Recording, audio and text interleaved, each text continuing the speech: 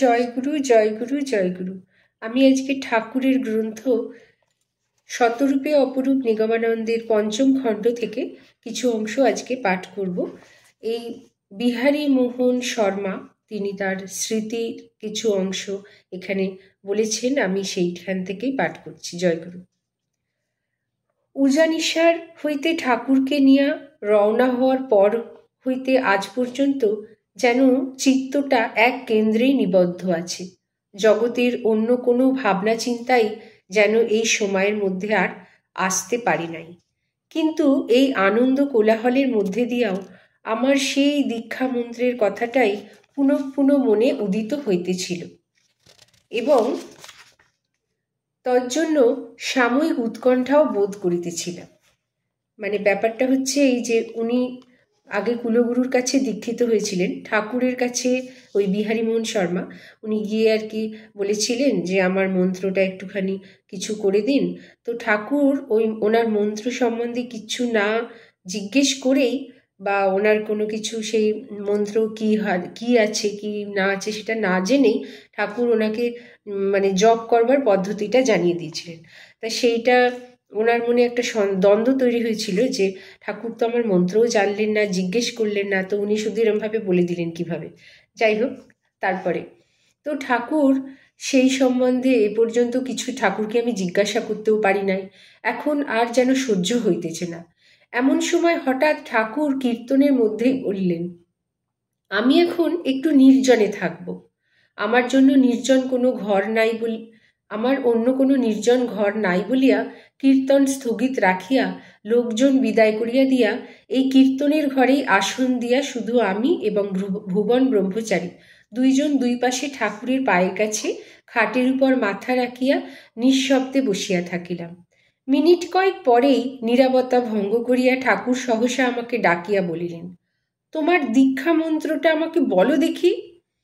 এত সময় আমি নীরবে যাহা চিন্তা করিতেছিলাম, হঠাৎ ঠাকুরের মুখে সেই কথাই শুনিয়া আমি অস্থির হইয়া মাথা তুলিয়া তাহার মুখপানে তাকাইলাম। অতি প্রশান্ত, গম্ভীর, উজ্জ্বল, করুণামণ্ডিত মুখমণ্ডল দেখিয়া আমি যেন কেমন অভিভূত হইয়া গেলাম। সর্বপ্রথম মঠে যাইবার পূর্বে পণ্ডিত দাদার সঙ্গে মন্ত্রবিদায়ক আলোচনা করায় তিনি বলিয়াছিলেন যে সিদ্ধ মহাপুরুষের নিকট দীক্ষামন্ত্র বলিতে কোনো বিশেষ বাধা নিষেধ নাই। আমি তখন মনে মনে চিন্তা করিয়াছিলাম, ঠাকুর সিদ্ধ কি অসিদ্ধ তাহা আমি কেমন করিয়া জানিব? তবে যাই হোক, উনি যখন পণ্ডিত হইয়াও সিদ্ধ মনে করিয়াই নিজ ইষ্টমন্ত্র বলিয়া ফেলিয়াছেন, তখন এ বিষয়ে আমার আর কোনো সন্দেহ না করাই ভালো। এইভাবে মনকে প্রবোধ দিলাম বটে, কিন্তু মন ঠিক প্রবোধ মানিল কিনা তাহা সম্পূর্ণ বুঝিলাম না। কারণ সন্দেহ নিরসন বোধ হয় এত সহজ কথায় হয় না। অল্প সময়ে সম্পূর্ণভাবে কেহই করিতে পারি না। মোটামুটি এখন ঠাকুর মন্ত্র জানিতে চাহিলে তিনি সিদ্ধ কি অসিদ্ধ বলিব কিনা ইত্যাদি ভাবিবার আমার আর শক্তি বা অবকাশ রহিল না। সঙ্গে সঙ্গেই মন্ত্রমুগ্ধের মতো মন্ত্র বলিয়া ফেলিলাম। শুনিয়া ঠাকুর ক্ষণকাল মৌনাবলম্বনে থাকিয়া বলিলেন, তোমার গুরুমন্ত্র শুনে আমার মনটা বড় ছোট হয়ে গেল। ইহা সাধন ভজনের অনুকূল কোনো বীজ মন্ত্র নহে। কথাটা বলিতেই আমি যেন প্রথম জগৎ অন্ধকার দেখিতে লাগিলাম। পরক্ষণেই এই ভাবিয়া স্বস্তি লাভ করিলাম যে ঠাকুর যখন আছেন তখন এর একটা বিহিত অবশ্যই করিবেন। সুতরাং আমার চিন্তা কি? তৎপরে পুনর্বার জিজ্ঞাসা করিলেন ঠাকুর, আচ্ছা বলো দেখি, তোমার দীক্ষাগুরুকে এখন পাওয়ার সম্ভাবনা আছে কি, এবং তিনি কেমন উপযুক্ত লোক? আমি বলিলাম, অন্য উপযুক্ততা আমি কিছু জানি না, তবে তিনি সংস্কৃত উপাধিধারী ব্রাহ্মণ পণ্ডিত। কিন্তু এখন তাহাকে পাওয়া অসম্ভব, কারণ এখান হইতেই তাহার বাড়ি অনেক দূরে, প্রায় দিনের পথ।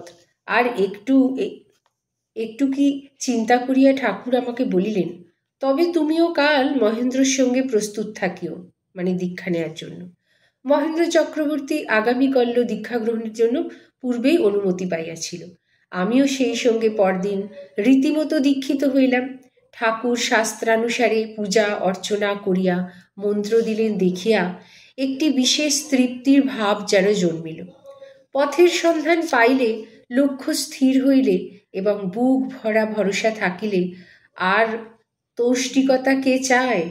কিন্তু যখনকার কথা বলিতেছি সেই সময় এইরূপ তৃপ্তি বা তৌষ্টিকতা যেন আমার প্রাণ রক্ষা করিবার একমাত্র অবলম্বন ছিল। সে যাই হোক, ঠাকুর আমার জ্বালা যন্ত্রণা নিবারণ করিয়া দিবেন বলিয়াও অবশ্য প্রত্যক্ষ প্রমাণ বা প্রতিশ্রুতি কিছু দেন নাই সত্য, তবে আমি তাহাকে দেখিয়া মনে করিলাম তাহার ভালোবাসা পাইলে সমস্তই অবাধে সহ্য করিয়া যাইতে পারিব।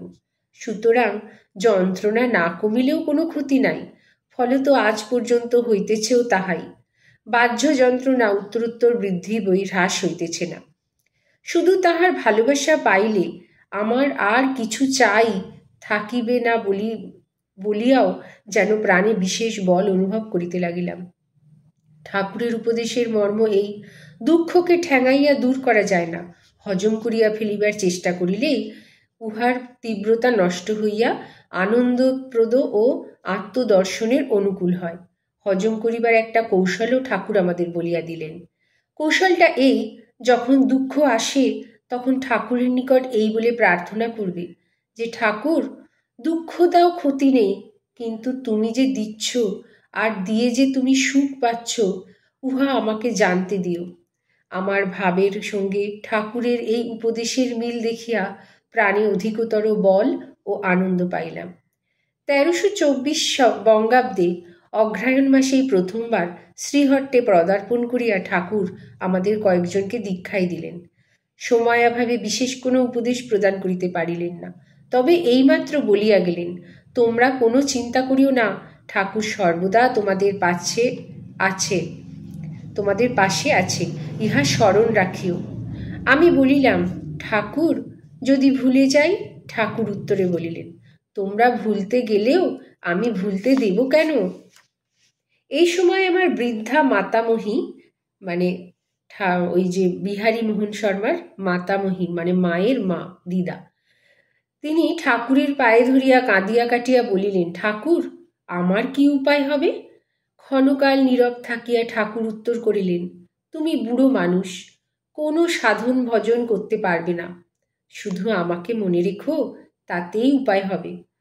তখন তো আমরা উপায় হবে কথাটাকে চিরপ্রচলিত প্রবোধ বাক্য মাত্রই মনে করিয়াছিলাম, কিন্তু ইহার 5-6 বৎসর পরে তাহার মৃত্যু দেখিয়া কিঞ্চিৎ আস্তিক্য বুদ্ধি আসিয়াছিল। মৃত্যুর কিছুদিন পূর্ব হইতেই তিনি আমাশয়ে পীড়িতা ছিলেন। যখন বাঁচিবার আশা একেবারেই বিলুপ্ত হইয়া গেল, তখন প্রায়ই ঠাকুর সম্পর্কিত স্বপ্ন দেখিতেন। একদিন দেখিলেন এক প্রকাণ্ড কৃষ্ণকায় লোক তাহাকে নিতে আসিয়াছে। যম বলিয়া তিনি চিনিয়া ফেলিয়াছেন এবং ভয়ে জড়সড় হইয়া ঠাকুরকে স্মরণ করিবা মাত্র হঠাৎ ঠাকুর উপস্থিত হইয়া রোহিণী প্রভৃতি ব্রহ্মচারীদের যমের সঙ্গে যুদ্ধ করিয়া তাহাকে উদ্ধার করিতে আদেশ দিলেন। রোহিণী মানে যে নিত্যানন্দ মহারাজ, যিনি, তার পূর্বাশ্রমের নাম ছিল রোহিণী। তাহার পর হইতে শরীরের অবস্থা একটু খারাপ মনে করিলেই আমাকে ডাকিয়া বলিতেন, ঠাকুর যে শ্মশানে বসিয়া সাধন করিয়াছিলেন উহা আমাকে পড়িয়া শোনাও, অথবা এরকম ঠাকুরের কোনো প্রসঙ্গ শুনিতে চাহিতেন। মৃত্যু সময় যখন মৃত্যু লক্ষণ প্রকাশ পাইতে লাগিল, তখনও অর্ধস্ফুট স্বরে বলিলেন, কই ঠাকুর, আমার তো সময় উপস্থিত, মাথায় পা তুলিয়া দাও না।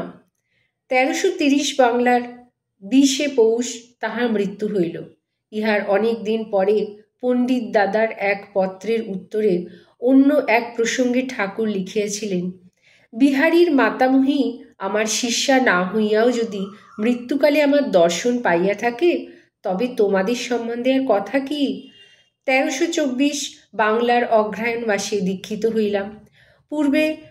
তৎপূর্বেই হইতেই শারীরিক ও মানসিক অসুস্থতা হেতু চাকরি ছাড়িয়া দিতে সংকল্প করিয়াছিলাম, কিন্তু দীক্ষার পরে ভাবিলাম আর চাকরি ছাড়া হইবে না। এখন চাকরি ছাড়িলে ঠাকুরের উপর দোষ আসিবে, কারণ দয়ানন্দ ঠাকুরের অভ্যুদয়ের পর হইতে এ অঞ্চলের লোক আনন্দ নামধারী সাধুদের উপর বড় খেপিয়াছিল। তাহারা বলিত, যত সব আনন্দের দল দেশ উজাড় করিল, শিক্ষিত ও কর্মঠ লোকের জীবন মাটি করিল। দয়ানন্দের তবুও একগাছি পৈতা ছিল, উনি যে পৈতাও ফেলিয়া দিয়াছেন, ইত্যাদি। এইসব আলোচনার সঙ্গে সঙ্গে নাকি আমাদের সমাজ বর্জিত করিবার চেষ্টাও চলিয়াছিল। যাই হোক, শাস্ত্রযুদ্ধে আমাদের পণ্ডিত দাদা মানে শ্রীযুক্ত ঈশ্বরচন্দ্র ভট্টাচার্য বিচক্ষণ সেনানায়ক ও সরসন্ধান কুশল। তাহার সেনাপতিত্বে আমাদের গায়ে আঁচড়ও লাগে নাই। জয় গুরু, জয় গুরু, জয় গুরু।